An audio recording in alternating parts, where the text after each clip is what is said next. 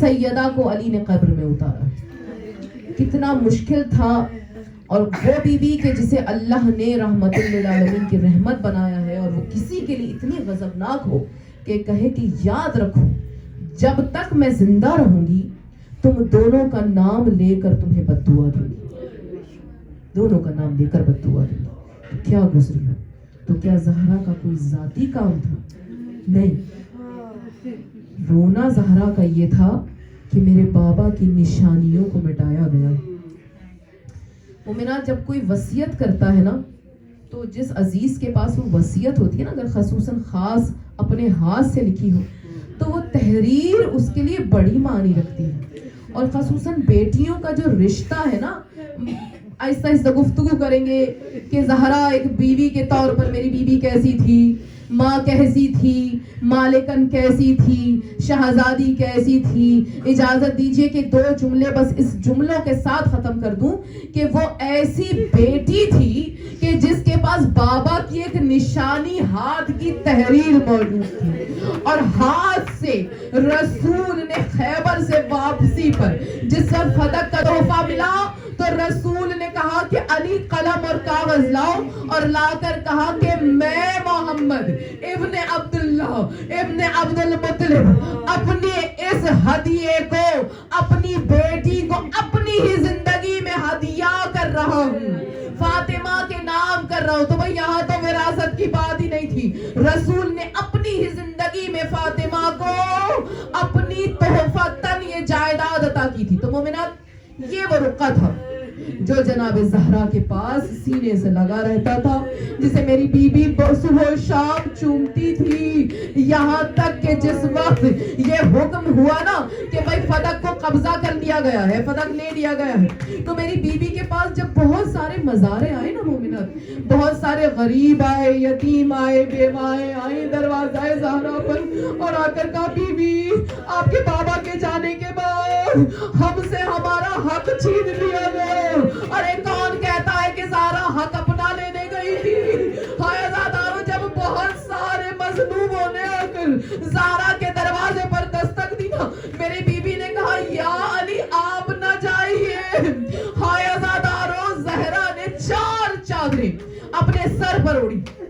2 چادریں میری be be جو ہر وقت جس سے بدن ڈھانپا رکھتا تھا, اس کے اوپر 1 چادر, اس کے اوپر جو میری بی بی نے چادر اوڑی نا وہ سر سے لے کر پیروں تک اس طرح سے میری بی بی کے بدن کو چھپا رہا تھا کہ شہزادی کا وہ نور جو کائنات کو روشن کرتا تھا نا, اس سے چادر نے سیدہ کے نور کو چھپا رکھا تھا.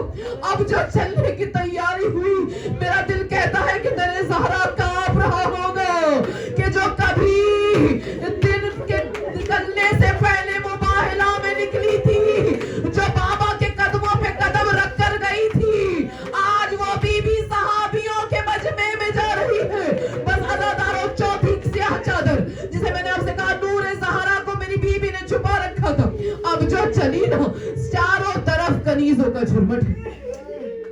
کنیزوں کے جھرمٹ کے باہر ایک طرف علی چل رہے ہیں, میری بیوی کے ہاتھوں کو حسن اور حسین نے تھام رکھا ہے, اس کے باہر کنیزوں کا جھرمٹ ہے, کنیزوں کے جھرمٹ کے باہر غلاموں کا جھرمٹ ہے, اس کے باہر بنی ہاشم کی ننگی تلواریں ہیں جن کے سائے میں زہرا چند قدم ہے.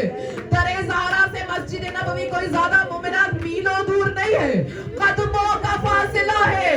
اگر میں ہاتھ جوڑ کر کہہ دوں جس طرح سے حسین اور زینب کے نگاہ قتل کے درمیان 70 قدم کا فاصلہ تھا, بس اتنا ہی فاصلہ رسول اور علی کی خلافت سے لے کر در زہرا کے درمیان کا فاصلہ تھا, مگر وہ فاصلہ صدیوں پر محیط تھا. کتنا لمبا فاصلہ تھا, کوئی 70 سال کا فاصلہ تو بن ہی گیا ہوگا نا. اس لیے کہ جب میری بیوی گئی تھی تو نور کے اندر سیاہ بال تھے, مگر جب واپس زینب و کلثوم نے دیکھا میری بیوی کے بالوں کا رنگ سفید ہو چکا.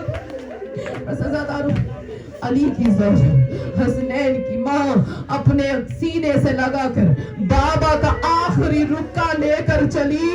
اب جو چلی, اور مومنات ایک تصحیح اور کر لیجئے, بہت سارے لوگ جوش خطابت میں یہ جملہ کہہ دیتے ہیں کہ گھنٹوں دربار میں زہرا نہیں. کہاں دربار کہاں زہرا.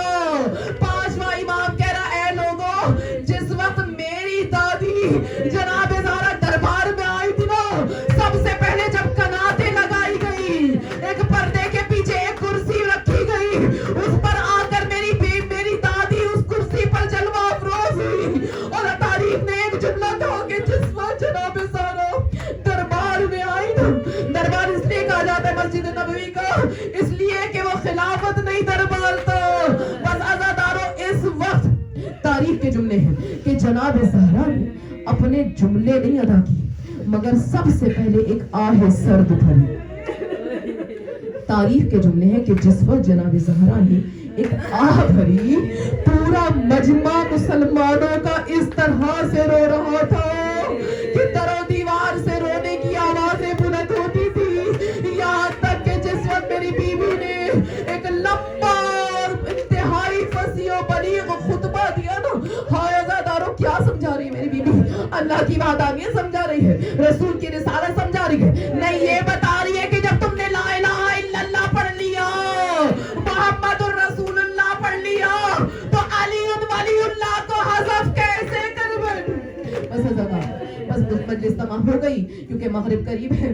بس میری بیوی سے ایک ملعون نے سوال کیا کہ اگر کوئی لکھا ہوا تمہارے پاس وصیت نامہ ہے نا تو پھر دکھاؤ, انشاءاللہ فدق میں پوری مجلس پڑھوں گی. بس عزاداروں لرزتے ہوئے ہاتھوں سے جناب زہرا نے ایک رکے کو آگے بڑھایا. اب جو ملعون نے وہ رکا سنبھالا, تاریخ نے لکھا اور لکھ کر قلم کو توڑ دیا کہ جس وقت جناب زہرا نے وہ رکا پڑھایا, ایک نے دوسرے کو دکھایا, دوسرے نے تیسرے کو دکھایا, تیسرے نے پہلے کو واپس کیا.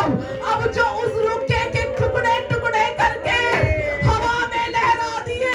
تاریخ نے لکھا ہے, مومنین یہ جملے پڑھنا مجھے عجیب لگتا ہے مگر میں کیا کروں, حقیقت بیان کرنا ضروری ہے کہ صرف ہوا میں نہیں اڑایا بلکہ پیروں سے بھی گستاخی کی, زبان سے بھی گستاخی کی. ان ٹکڑوں کا یہ انجام دیکھ کر فاطمہ کو کربلا میں قاسم کے ٹکڑے یاد ہوئے. مومنات ہمیں سمجھنا آتی کہ کوئی ٹکڑوں کو کیسے اٹھاتا ہے. ہمیں نہ پتا چلتا کہ فاطمہ نے اپنے بابا کی نشانی کے ٹکڑوں کو کیسے اٹھایا.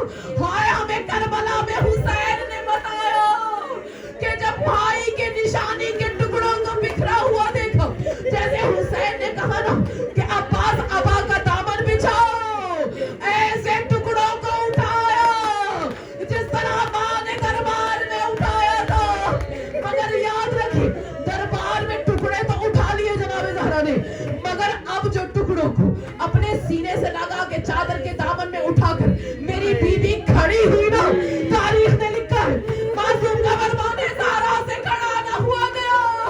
وہ بیوی جو چار چادروں میں لپٹ کر آئی تھی, اب جو میری بیوی نے چاہا بیوی سیدھا کھڑی نہ ہو سکی, کمر خمیدہ کر کے جب چلی, کنیزوں نے کہا میری بیوی کی چادر خط بناتی ہوں.